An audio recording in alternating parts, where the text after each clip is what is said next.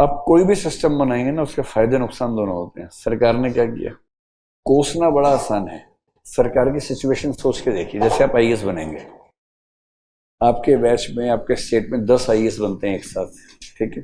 अब 10 के 10 का काम करने का स्टाइल तो अलग ही होगा, थोड़ा सा सेम तो होगा नहीं।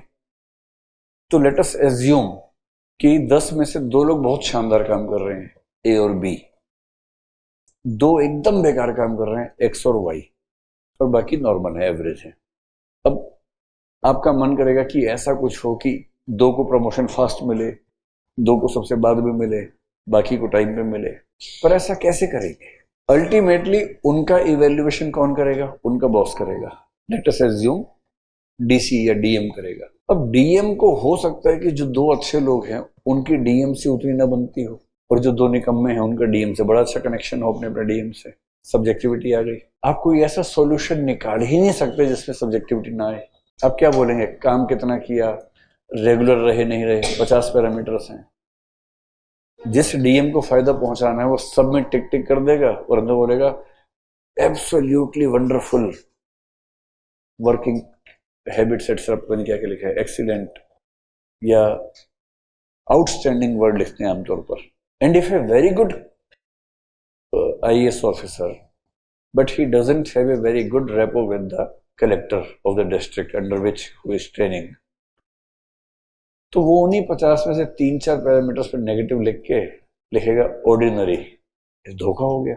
तो सरकार ने इन हजारों झंझटों से बचने के लिए क्या सिस्टम निकाला है कि जॉइंट सेक्रेटरी रैंक तक आपकी प्रमोशन एक साथ होती है। आप जिस स्टेट में हैं, आपके बैच के सारे आईएएस एक साथ प्रमोट होंगे, सारे आईपीएस एक साथ प्रमोट होंगे। ये हो सकता है कि आपके बैच के लोग उत्तराखंड वाले पहले प्रमोट हो गए, हिमाचल वाले बाद में प्रमोट हुए। But in Himachal Pradesh, if you have 3 batchmates from the same year, all 3 will be promoted on a single day. अब ये अच्छा है या बुरा है, कहना मुश्किल। ऐसा ना करें तो सब्जेक्टिविटी बहुत बढ़ जाती है, और जैसे ह्यूमन एलिमेंट बढ़ता है, डिस्क्रिशन बढ़ती है, बातें खराब हो जाती हैं। And from the level of joint secretary, now your promotion is not fixed. Now the promotions will depend upon the cabinet committee of appointments. तो पहले आपका CVC वगैरह से सारी जांच होगी, and if they find you suitable, they will impanel you. Empanelment is a big process in the government. In order to be a joint secretary, first you have to be impaneled for being a joint secretary. And empanelment of joint secretary is not an easy thing. So once few officers are impaneled, it means now the cabinet committee on appointments will be considering these people for the appointment of joint secretary. कई लोग तो impanel ही नहीं हो पाते, और impanel होने के लिए भी कंडीशन आजकल है कि you should have at least 2 years in your hands before your retirement.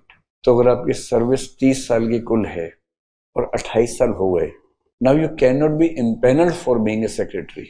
So after being impaneled, you should have at least 2 years of your remaining service. वो भी रूल्स होते हैं। इसलिए गवर्नमेंट का सिस्टम ये है कि till the level of joint secretary we do not want to have subjectivity of evaluation, so let us promote everyone at the same length of service, 3 years, 4 years, 5 years, whatever. And from JS rank, because that is a huge rank, that is very important, then the government says 2 things: seniority plus performance.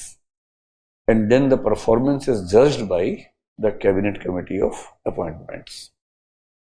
इससे कोई solution होता नहीं इन चीजों का। ये बड़ा आसान है कहना कि एकदम ट्रांसपेरेंट इवैल्यूएशन हो, उसके बेस पर हो। प्रैक्टिकली सब्जेक्टिविटी आ जाएगी, डिस्क्रिशन आ जाएगी। And avoiding discretion, there is only one way it becomes objective. ये वाला जो तरीका है ये